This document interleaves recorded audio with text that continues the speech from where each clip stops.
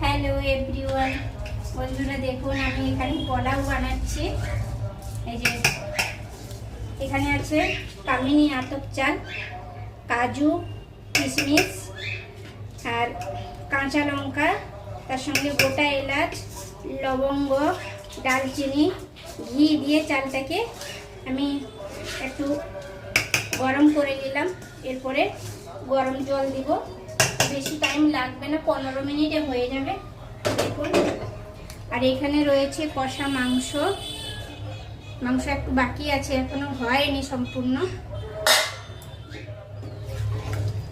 এই যে লাল লাল ঝাল ঝাল করে মাংস দেখেছেন, একটু কষাতে বাকি আছে এখনো।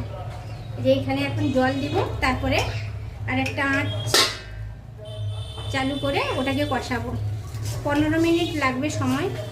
তো এখানে দিয়েছি আমি 2.5 গ্লাস চাল দিয়েছি, 700 চাল, তার মানে আমি 5 গ্লাস জল দিব। এর মাপে করে চাল দিয়েছি 2.5 গ্লাস, তো আমি 5 গ্লাস এর মধ্যে জল দেব। 15 মিনিট লাগবে হতে, বেশি টাইম লাগে না।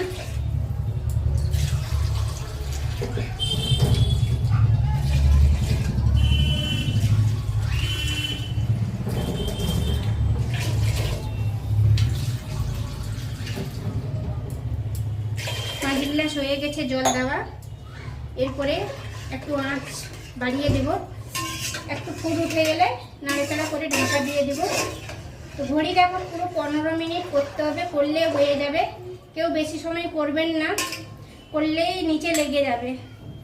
চালটাকে আগে ধুয়ে রেখেছিলাম, এই যে একটু ঘি দিয়ে দিচ্ছি, এর সঙ্গে দিয়েছিলাম আর একটু দিচ্ছি, দিলে টেস্টি হবে ঘিটা, আর চালটা জড়ে যাবে না।